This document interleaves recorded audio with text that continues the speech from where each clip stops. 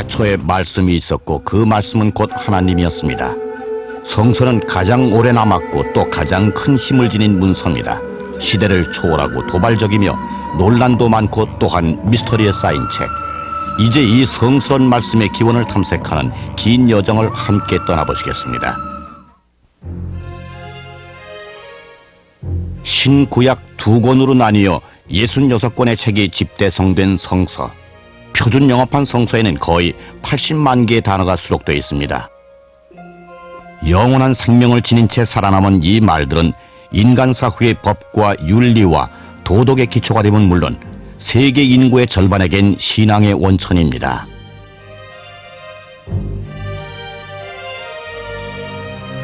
이는 곧 너희 하나님 여호와께서 너희에게 가르치라 명하신 바 명령과 규례와 법도라.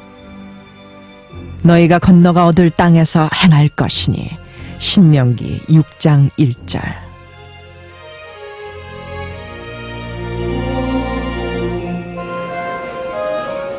하나님의 말씀이 담겨 있다고 일컬어지는 성서는 영감과 장엄한 아름다움과 지혜와 열정의 책입니다. 이 책은 지구상에 있는 거의 모든 언어로 번역됐지만 그 기원은 아직도 장막에 가려져 있습니다. 이 문서가 어떻게 수집되었는지 아무도 모릅니다. 하나님의 말씀이 희석되진 않았을까요? 처음에 하나님이 말씀하신 그대로 우리에게 전해져 내려왔을까요? 그렇다면 이 영혼의 말씀을 글로 맨 처음 쓴 사람은 누구일까요? Some people tend to have the idea that the King James Version of the Bible dropped down from heaven one day and, oh, there's the Bible. No, the Bible is a library, and libraries get built only over long, long years and centuries. It's the product of a whole community of people, of men and women, and they're spread apart by about 1,000 years from the earliest word in the Hebrew Bible to the last word in the Hebrew Bible. Now that's extraordinary. I would agree with many of the Jewish rabbis who believe that the Old Testament scriptures, particularly the law of Moses and so on, are so spiritually unabridged that no human mind can ever comprehend everything that God's written there. 성서는 인간 역사를 상세하게 기록한 것으로 신구약의 믿음을 연결시켜주고 있습니다. 예수라고 불리는 한 성인의 이야기를 담은 신약 성서, 그 역시 신비에 쌓여 있습니다. We do not know where any of the Gospels were written, or when they were written, or by whom they were written. Those are all things that we have to conjecture. How do we have this document, this group of texts really that have been written at different places at different times by different people? Why were they drawn together? Because as we study them and understand them historically, we see that they come from the most disparate groups who cannot possibly have agreed with each other on things. So why were they ever gathered all together? 과연 성서의 기원은 종교의 기원 그 자체만큼이나 정의할 수가 없고 초기에 신성을 찾아다니던 인류의 역사만큼이나 오래된 것일까요? 책 중에 책인 성서를 우리에게 전해준 사람을 알아낼 수 있을까요? 이 수수께끼를 푸는 실마리는 어쩌면 고대의 문서 속에 숨겨져 있을지도 모릅니다. 하지만 그러한 발견을 하고 해답을 구하다 보면 새로운 의문이 제기됩니다. 학자들이 그 신비를 풀기 위해 애쓰는 영원한 의문입니다. 과연 누가 성서를 썼을까요?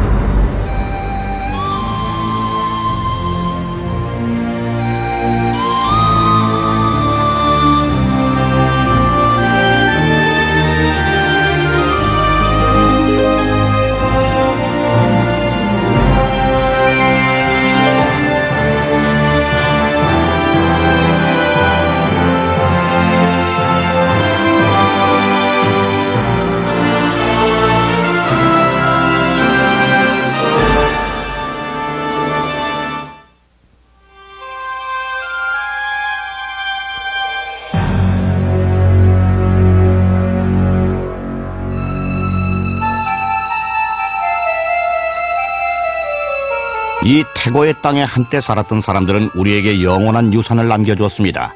곧 성서입니다. 오늘날 우리가 알고 있는 성서는 여러 가지 이야기와 사상 그리고 전통과 연대기가 1000년이나 넘는 기간 동안 서로 얽히고 짜여져서 융합된 결과물입니다. 시대로 치자면 출애굽 시대부터 예수의 생애까지를 망라하고 있죠.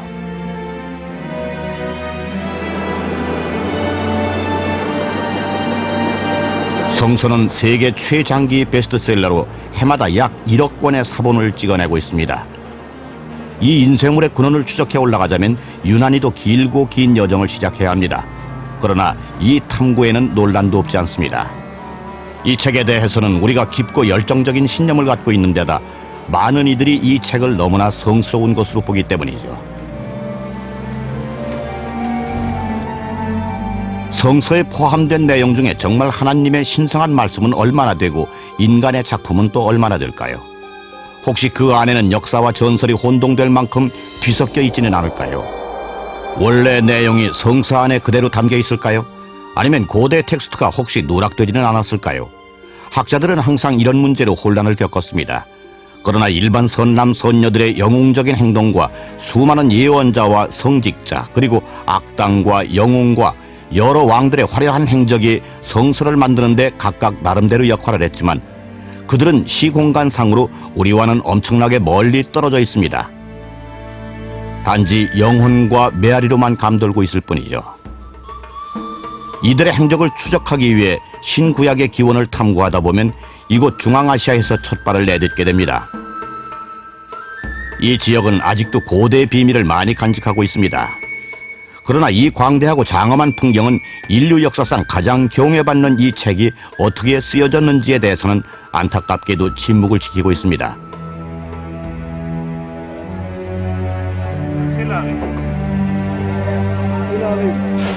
이따금씩 이 모래밭에서는 성서 해설의 실마리가 될 만한 작은 파편들이 나오기도 합니다. 하지만 언제 어떻게 해서 성서가 태어나게 되었는가를 알아내기 위해서 학자들은 성서의 본문 자체로 돌아가야만 됐습니다.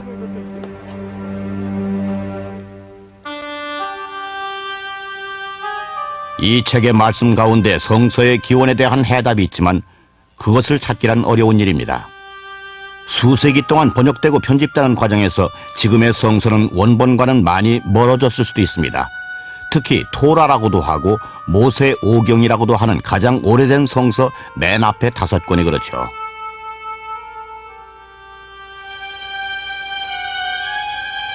모세는 하나님의 말씀을 이집트에서 탈출을 하는 동안 시나이 산에서 받은 것으로 알려져 있습니다. 성서에서는 이 책을 모세 자신이 썼고 사람들에게 전파했다고 말하고 있죠. 모세가 이 율법을 써서 여호와의 언약궤를 매는 레위 자손 제사장들과 이스라엘 모든 장로에게 주었더라. 신명기 31장 9절.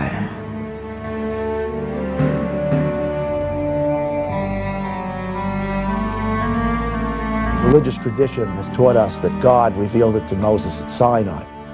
And yet, no matter how much we grapple with the problem, it's very hard not to see some aspect of human interference or intervention or perhaps literary activity in this massive set of texts that we call the Torah. The Torah itself never exactly claims that Moses wrote all of it. There's a section that says Moses wrote down these words, but it never says, and all the other words in this book. The belief originated in pre-rabbinic and rabbinic times, the first couple of centuries BCE, for lots of reasons, not the least of which was you can't establish the authority of a book any better than saying God wrote it. 성서를 누가 썼느냐는 질문에 가톨릭이나 유대인 교회에서는 종종 방어적인 반응을 보였습니다. 전통적으로는 성서의 본문은 성스러운 말씀으로서 신성에 의해 영감을 받아 전해진 것으로 보는 견해가 지배적이었죠. 물론 지금도 성서의 많은 저자들에 대해서 전혀 의심치 않는 사람들도 많습니다. We believe that the Torah was written by the hand of Moses, but dictated to him by God himself in a totally divine manner. No different than you would dictate a letter to a secretary. God could have used angels. God could have written it himself. God could have spoken it into written form. He chose, being the omnipotent, omniscient, omnipresent one, to use human beings since his message is to man.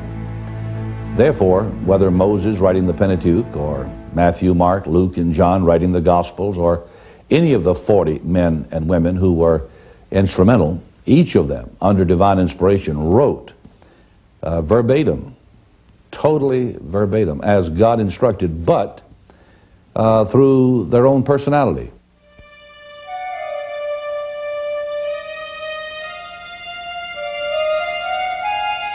처음으로 성서가 전파되던 무대는 공동체 모닥불 놀이 때가 아니었나 생각됩니다. 그때 역사와 가계의 전통이 입으로 전해져 내려갔겠죠.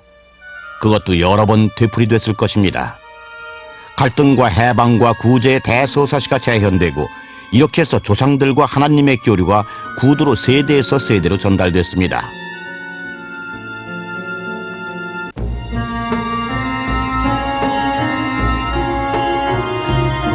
성서는 두 부분으로 나뉩니다.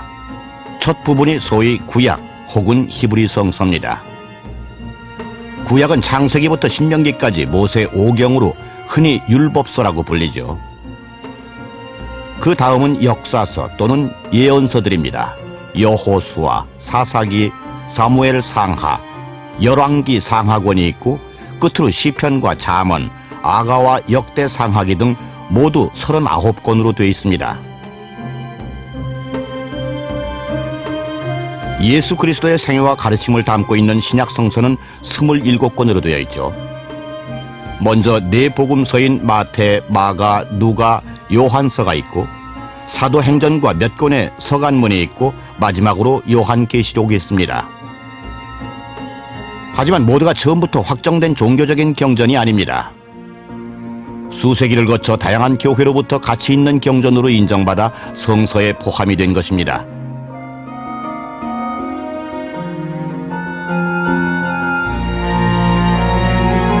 외경으로 알려진 책들이 때로는 성서의 부록으로 포함되기도 합니다.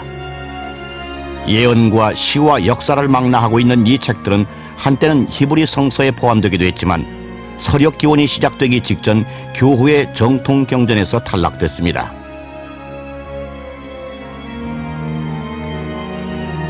원저자를 탐구하는 일은 성서의 전체 구조를 기반으로 시작돼야 합니다. 그래서 최초의 원전에 초점을 맞춰야 되죠. 이것이 바로 모세 오경이라고 불리는 구약의 첫 5권입니다. 학자들이 성서의 서사 구조를 깊이 파고 들어가자 놀라운 형태가 나타나기 시작했습니다. 본문이 수도 없이 많은 필체로 되어 있다는 사실이었습니다. 그렇다면 성서는 수많은 저자와 기고가들의 작품일까요? 만약 그렇다면 그들은 누구일까요?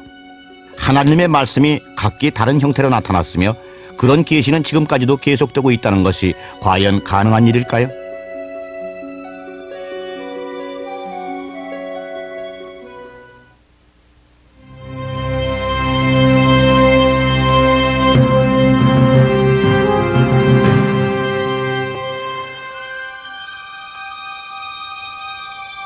잃어버린 염소를 찾아다니던 어린 아랍 소년 무하마드 아드히브는 1947년 쿰란 부근의 어느 동굴 속 항아리에서 먼지 묻은 고문서를 만나게 됩니다. 이것이 지금까지 발견된 가장 오래되고 가장 놀라운 성서의 보물, 곧 사해문서입니다. The discovery of the library on the Dead Sea, of all of this material which we call Dead Sea Scrolls, has been crucial to our understanding of the Bible and the nature of it and who wrote it and when and how and why and what. Because this library revealed a piece, at least, of every book in the Bible, except Esther, in a manuscript which was 1,000 years older than the oldest Hebrew manuscript we ever had.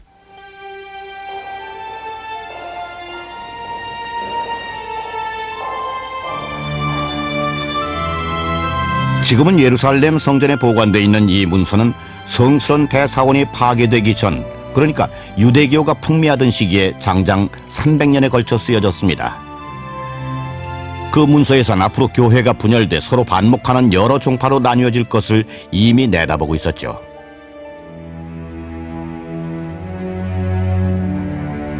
강력하게 주의를 환기시키면서 새로운 종교인 기독교가 탄생될 무렵에 쓰여진 것입니다. 예수 자신도 이 문서에 담겨있는 내용들을 아마 잘 알고 있었을 것입니다.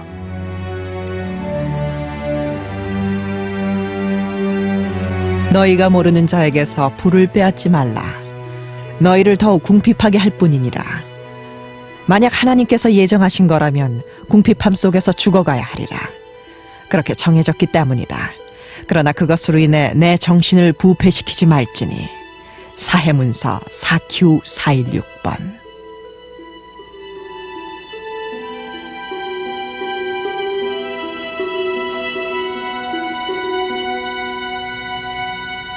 (1947년과 60년) 사이 이 황량한 땅에 숨어있는 11개의 동굴에서 또다시 800개의 두루마리가 나왔습니다.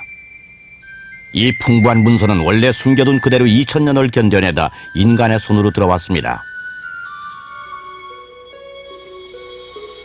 이 두루마리 뭉치에서는 양피지와 파피루스에 쓰여진 다양한 경전들이 나왔습니다. 대부분이 히브리어로 쓰여져 있었지만 그리스어와 아람말로 쓰여진 것도 가끔 있었습니다. 이때 나온 127개의 문서는 정식 경전으로 받아들여진 것으로 오늘날의 성서에 나오는 내용과 똑같습니다. 그러나 학자들이 보기에도 새롭고 낯선 구절들이 담긴 두루마리도 많았습니다.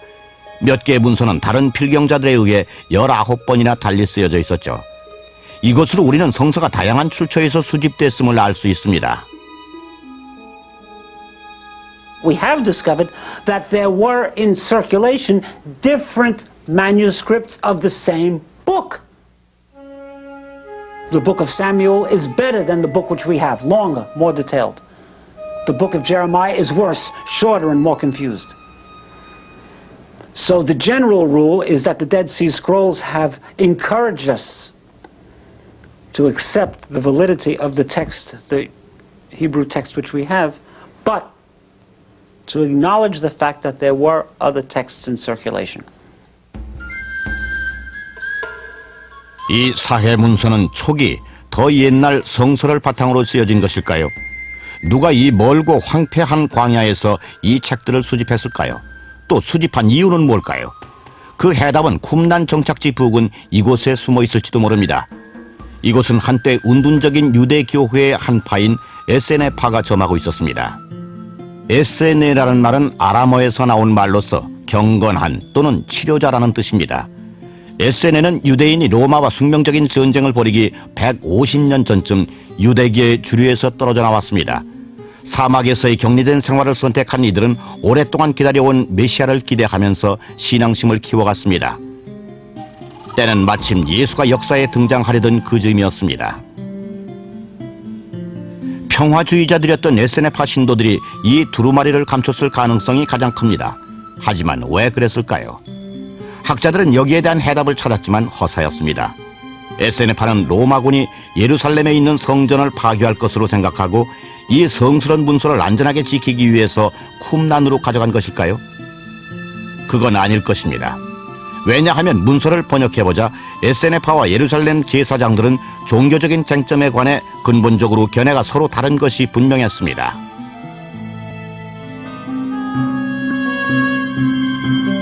혼혈을 금지한다. 이스라엘 민족은 성스럽고 또 제사장 아론의 자손들은 그중 더 성스럽기 때문이다. 그럼에도 불구하고 제사장들과 어떤 사람들 중에는 혼혈을 한 사람들도 있다. 그들은 이방인과 결혼함으로써 성스러운 피를 더럽힌 것이다. 사해문서 4Q 398번.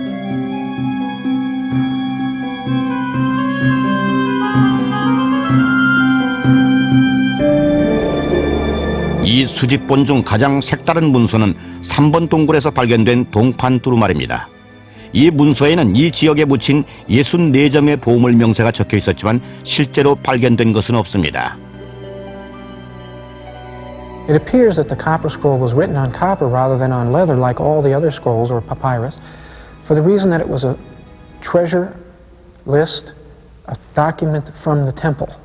And documents from the temple, that is, official documents, often were written on copper, to judge from parallels in other temples.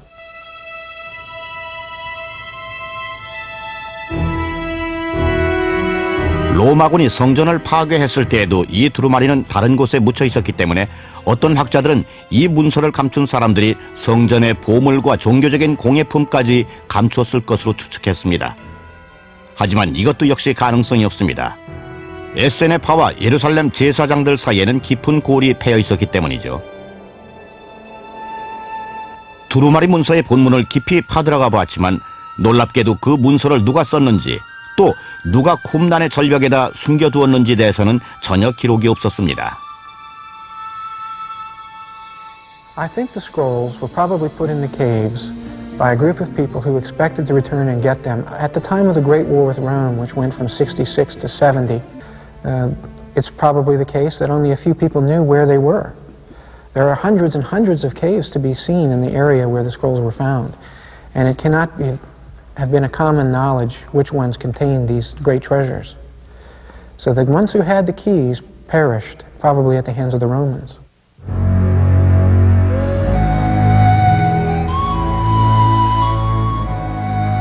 예수가 이곳 성지에서 태어나 새로운 세계관을 전파하고 있을 무렵 로마군이 쳐들어와 이스라엘 사람들을 지배하고 있을 때도 누가 썼는지 모르는 이 두루마리 문서는 쿰란의 동굴 속에 보존돼 있었습니다. 하지만 이 문서는 오늘날 우리가 아는 성서의 형태로 집대성되기 이전에는 성서의 텍스트가 매우 다양한 형태로 되어 있었음을 우리에게 일깨워 주었습니다.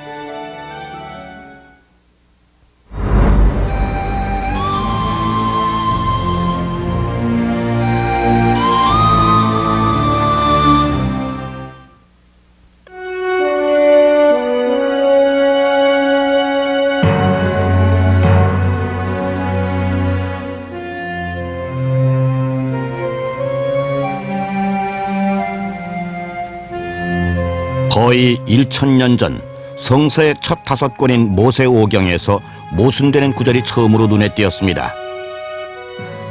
대부분이 모세가 쓴 것으로 되어 있지만 모세가 쓰지 않은 것 같은 대목이 있었죠. 이에 여호와의 종 모세가 여호와의 말씀대로 모압 땅에서 죽어 벳보을 맞은편 모압 땅에 있는 골짜기에 장사되었고 오늘까지 그 묘를 아는 자가 없느니라. 신명기 34장 5절.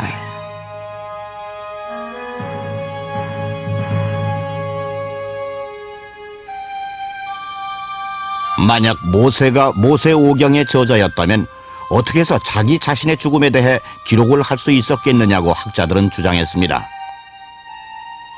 The problem of how Moses could have been the one who recorded and passed on the Torah, and then it turns out to describe his own death, was already raised by the sages, and they simply answered by giving two possibilities. One, that Moses did indeed write of his own death while crying as he wrote.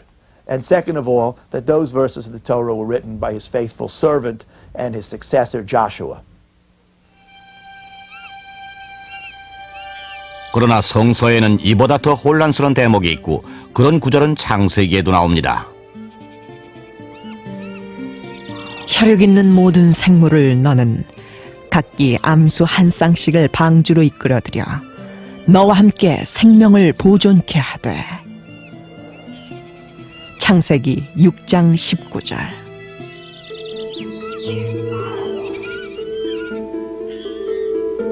이 구절은 노아와 대홍수 이야기에서 따온 것입니다. 몇 구절을 더 살펴보면 놀라운 차이가 나타납니다. 방주로 데리고 들어간 동물의 수에서 큰 차이가 나는 것이죠. 모든 정결한 짐승은 수컷과 암컷으로 7쌍씩, 그리고 부정한 짐승은 수컷과 암컷으로 2쌍씩 네가 데리고 가거라. 창세기 7장 2절.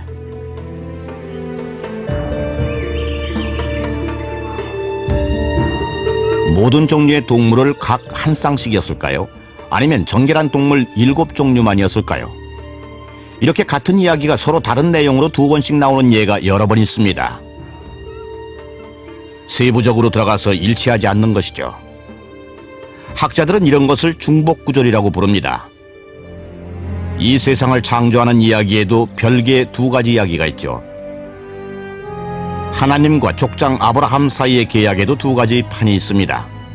심지어는 모세가 이집트에서 탈출하던 출애굽 기간 중에 메리바라는 곳에 있는 바위에서 물을 얻는 이야기도 두 가지 판의 이야기가 있습니다.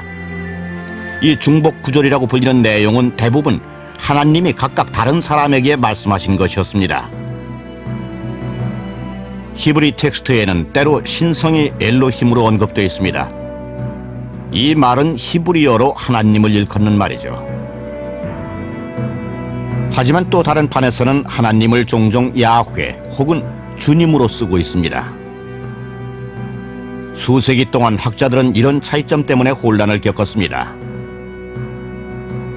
The key piece of evidence in this is that different kinds of clues converged with each other, so that you have doublets of stories. That proves nothing. You have different names of God. That proves nothing. But when all the doublets of stories line up into two groups, one of which uses one name of God and one uses the other name of God consistently, then that's strong evidence that something is going on. 19세기 초반까지 많은 학자들은 모세 오경은 3명의 다른 저자가 저술했다고 확신했습니다.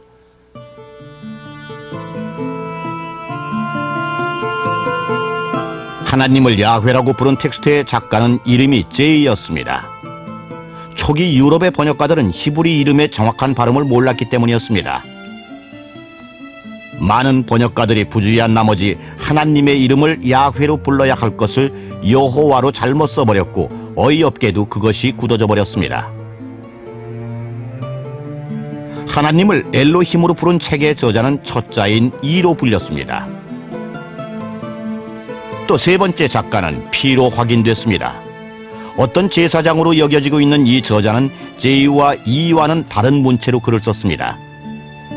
이분이 쓴 구절에는 이집트를 떠나온 뒤 이스라엘 민족의 제사장 제도를 확립하는 이야기가 담겨 있었습니다.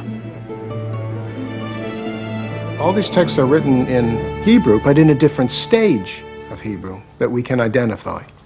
And each has its own favorite terms, words that occur 50 times in P but never occur in E or J, that sort of thing. And each has its own style.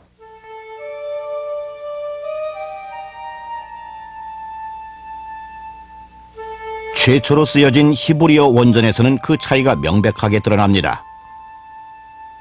그러나 영어 번역본에서는 그 차이가 거의 사라지고 맙니다. 하지만 이런 예는 출애굽기에 나옵니다. 불타는 떨기나무에서 하나님이 모세 앞에 나타나는 대목이 바로 그렇습니다. 이 구절은 히브리어로 하나님을 야훼나 주님으로 부르는 제의에 의해 쓰여졌습니다.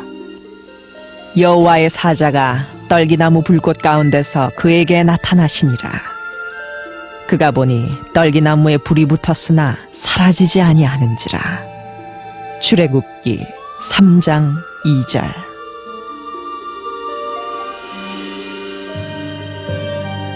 저자인 이는 모세가 불타는 덤불과 대면했다고 쓰면서 하나님의 이름을 단지 엘로힘으로 썼습니다.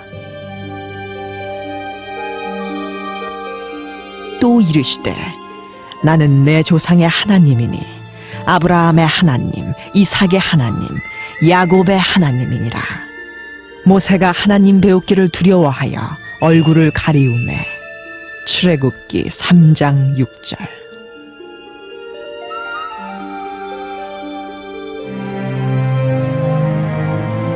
그 차이가 미미할지는 몰라도 성서의 텍스트는 여러 가지 출처에서 나온 문서들이 집대성된 것으로 보입니다. 1807년 독일의 신학자 윌헬름 드 베테는 성서의 네 번째 저자를 발견했다고 발표했습니다. 신명기서의 전체 내용과 문체를 자세히 살펴보자 J나 E 또는 P와는 다른 저자였음이 밝혀졌다는 것이었습니다. 학자들은 그 이후로 이 작가의 이름을 신명기의 첫 글자를 따서 D라고 불렀습니다. 몇 년에 걸쳐서 성서의 저자에 대한 이론은 기록자 가설로 불리게 됐습니다. Once you've identified a text and said, well, I think this is J, or I think this is E, I think this is P, I think this is D, then you place it up against other texts in the Bible where we have some idea of the date and see if there's any development in the language. It's not just that you can tell the difference between the way I speak English and the way Shakespeare did. It's that if you heard somebody who lived in the 18th century, you could tell that that person was somewhere halfway between Shakespeare and me. So you can see the stages of biblical Hebrew in growth.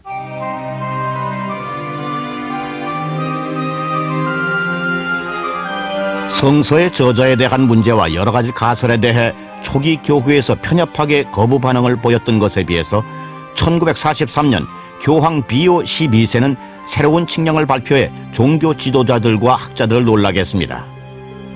그는 학자들에게 누가 정말 성서를 썼는가 하는 문제를 충분히 조사하도록 장려합니다.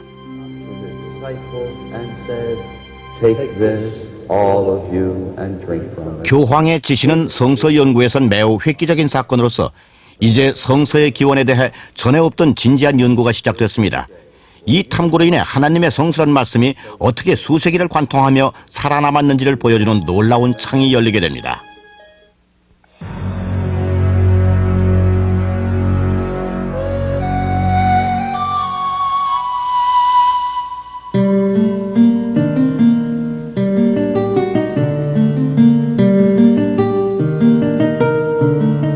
성서는 서구 문명을 세우는 데 중추적인 역할을 했다고 해도 과언이 아닙니다. 수백 년 동안 성서는 인간 삶의 지표로서의 역할을 수행해왔습니다. 그런데 그 기원이 이제 의문점으로 떠오른 것입니다. 성서의 저자에 대한 탐구는 어쩌면 성서 연구에서는 먼 길을 돌아서 가는 방법일지도 모릅니다. 하지만 그러다 보면 적어도 모세 오경을 쓴 사람의 서명과 곧바로 맞닥뜨리게 될지도 모릅니다. 그 탐구를 하려면 3500년 전 이스라엘 민족이 약속의 땅을 향해 나아가고 있던 시절로 거슬러 올라가야만 합니다. 수십 년간의 방황 끝에 히브리 민족은 결국 요단강을 건너 가나안 땅에 정착합니다. 모세의 10계명이 이 민족의 여행길에 늘 같이 따라다녔던 시기에는 다른 종교적인 경전은 없었을 것입니다. 성서에서는 모세의 두루마리가 이스라엘 민족과 함께 동행했었다는 지적을 하고는 있지만 많은 학자들은 그때까지만 해도 모세 오경은 아직 쓰여지지 않았다고 생각합니다. 기원전 1000년경 왕정의 출현 이후에 다윗 왕은 마침내 통치자가 되어 예루살렘에다 새로운 수도를 세웁니다. 성서의 저자에 관한 문제가 다시 등장하는 것이 바로 이 시기입니다. 왕은 종교적인 것을 관장하는 제사장을 1명에서 2명으로 늘려 지명함으로써 종교적인 전통을 깨버립니다. It's not so strange to have two high priests. In Israel today there are two chief rabbis. The problem is when you have two chief priests instead of one, each one spends most of his day sitting there thinking about how to get rid of the other one. 제사장만 2명이 있었던 게 아니라 다윗 왕 말기에는 그의 두 아들이 왕위를 놓고 싸움을 벌입니다. 둘 중에 누가 후계자로 지명될지는 확실치 않습니다. 그 결과 권력 투쟁이 일어나고 제사장도 거기에 휘말리게 됩니다. 제사장은 각각 다른 후보를 지지합니다. 다윗 왕이 죽자 선택받아 왕관을 쓴 아들은 솔로몬입니다. 그러면 이런 의문이 생깁니다. 솔로몬은 2명의 제사장을 그대로 유지했을까? 아니면 전통으로 돌아가 나라의 종교적인 업무를 총괄하는 자리를 단 1명에게 맡겼을까 하는 점입니다. 당연히 솔로몬이 후계자 후보였을 때 그에게 충성을 했던 제사장이 선택됐습니다. 동시에 두 번째 제사장은 권좌에서 제거됨은 물론 왕국에서도 추방을 당했습니다. 왕이 제사장 아비아달에게 이르되 내 고향 아나도스로 가라. 너는 마땅히 죽을 자이기 때문이니라. 이렇게 해서 솔로몬은 아비아달을 제사장에서 쫓아내었더라. 열왕기상 2장 26절.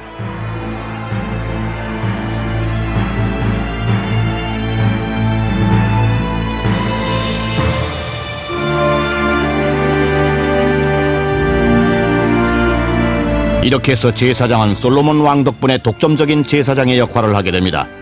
솔로몬 왕이 예루살렘에다 최초로 대성전을 짓는 큰 공사를 시작하자 제사장과 그 보좌관들은 새로운 책임을 맡게 됩니다. 쫓겨난 제사장과 그의 추종자들은 시기심에 찬 채 추방된 땅에서 이 광경을 지켜봤습니다. 이들은 이제 대성전에서도 장차 어떤 직책을 가질 희망도 없어 보였습니다. They had no place in the royal kingdom in Jerusalem. And so a priest of that priestly house, we think, initiated the rebellion that ultimately led to the formation of the kingdom of Israel in the north and the kingdom of Judah in the south. They wanted their own place where they could get to be the priests as well.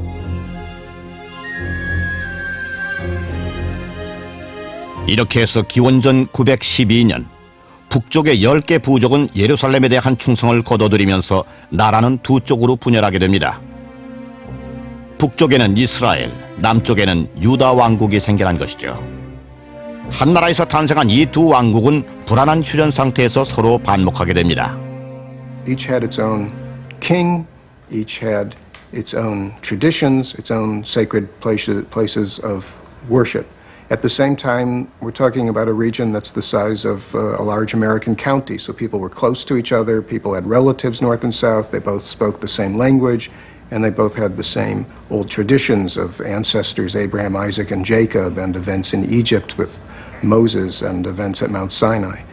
And so it is thought that each kingdom produced its sacred text, or at least that one person living in each kingdom produced his version of the sacred text.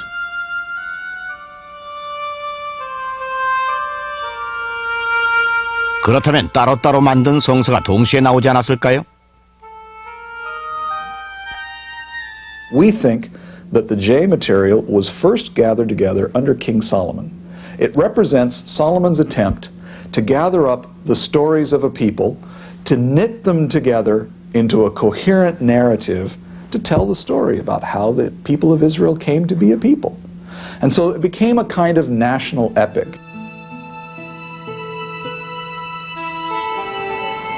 솔로몬과 유다 왕국이 역사를 이뤄가고 있는 동안 북쪽의 이스라엘 왕국도 자기 자신들의 역사를 수집하기 시작합니다. What they want to do is they want to add to this material that is more northern in orientation. And so they add material, and we think that this material is what we call E, because they tend to use the word Elohim for God. Now we have somewhat more sophisticated theological stories.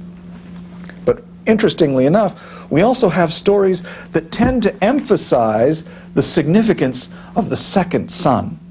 Many people who read Genesis notice, how come it's always the second son that comes out better? Isaac was after Ishmael, Jacob, Cain and Abel. I mean, all of these stories seem to emphasize the second son as the important one, or the preferred son. It could very well be that the northern kingdom, after their break, wanted to emphasize the second son because, in a sense, they were the second son. They were the breakaway kingdom. So they wanted to portray themselves as the preferred of the two.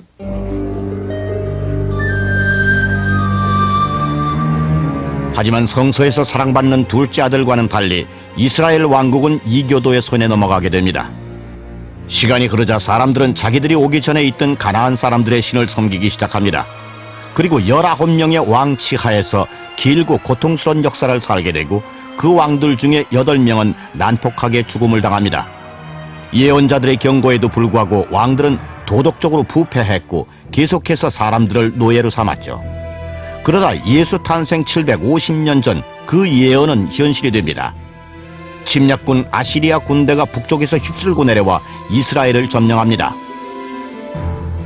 그래서 10개의 부족을 영원히 흩어놓고 맙니다.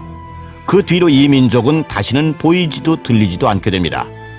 이들이 소위 이스라엘의 잃어버린 부족들입니다. 여호와께서 이스라엘을 심히 노하사 그 앞에서 제하시니 유다 지파 외에는 남은 자가 없느니라. 열왕기하 17장 18절. 한때 약속의 땅에 정착했던 이 민족 중에서 남은 것은 베냐민이라는 작은 지파와 남쪽의 유다 왕국뿐이었습니다.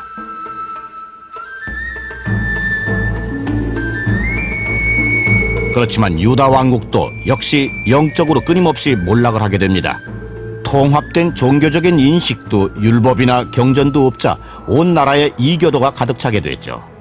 그러다 요시야 왕이 왕위에 오르면서 달라집니다. 그는 우상 숭배를 금지시킴으로써 나라의 분위기를 바꾸고 시나이 산에서 하나님과 맺었던 성스러운 계명으로 돌아갑니다. Josiah was the young king who, as soon as he comes to the throne, decides that he wants to reform the religion of the people towards a more spiritual attachment to Yahweh, the national God. And so Josiah starts this campaign of, he even cleans up the temple, and he wants to re-employ the people in reconstructing the temple and making it more glorious and making it more spiritual. Well, along the way, they discover a book. 건물을 청소하는 동안 왕의 제사장은 성전 금고 깊은 곳에 들어있는 두루마리 한 개를 발견합니다. 대제사장 hil기야가 서기관 사반에게 이르되 내가 여호와의 전에서 율법책을 발견하였노라 하고 그 책을 사반에게 주니 사반이 읽느니라. 열왕기하 22장 8절. The document that Hilkiah is understood to have read to Josiah on that date is thought by many of us to be the laws of the book of Deuteronomy. They are laws that say you should worship God in only one place, so Josiah destroys all the other places. These are laws that say that you should not have pagan worship, so he destroys idols and removes pagan worship from his country. He is the king who follows that law code. It's an extraordinary group of laws, from ritual matters of how to sacrifice to moral matters of how you should treat one another, that you should be just, that you shouldn't oppress a widow or an orphan, that you should take care of the poor. It's an extraordinary body of laws. 이런 율법은 당시 사람들이 신앙에서 많이 이탈했음을 나타내는 것입니다. 이 책의 저자는 분명히 그런 관점에서 집필을 했고 아마도 사회가 나아가고 있는 방향이 몹시 걱정스러웠을 것입니다. He writes in a very definite, observable style that you can see in Deuteronomy and see in 2 Kings, and you see it in one other place in the Bible. It's in the prose of the book of the prophet Jeremiah. And so I have suggested the likelihood that the same person is the author of the prose parts of the book of Jeremiah and the history that runs from Deuteronomy to 2 Kings. 성서에는 예레미야서의 대부분을 쓴 사람이 그의 충실한 서기관이었던 바룩이라고 되어 있습니다. 이에 예레미야가 다른 두루마리를 취하여 네리야의 아들 서기관 바룩에게 주매. 예레미야 36장 32절.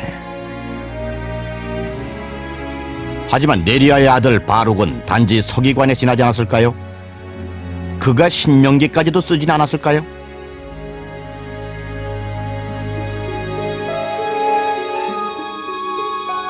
그의 작품이 아마도 스스로 말해주고 있을 것입니다. 그가 예레미야 대신 썼던 본문의 많은 구절들은 신명기의 문체와 놀랄 만큼 비슷합니다. 아마도 같은 저자가 두 책을 썼다고 봐야 할 것입니다.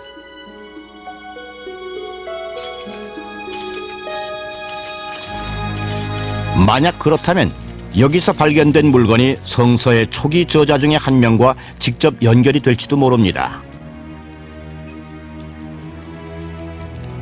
We, in recent years, recovered a clay seal that is now in the Israel Museum in Jerusalem, which is stamped in a script that we do identify as 7th century Hebrew script, late 7th, early 6th century Hebrew script, and the name in that seal is Baruch son of Neriah, the scribe. If it's true that Baruch is our Deuteronomistic historian, what that means is when you look at that seal, you are looking at nothing less than the autograph of one of the authors of the Bible.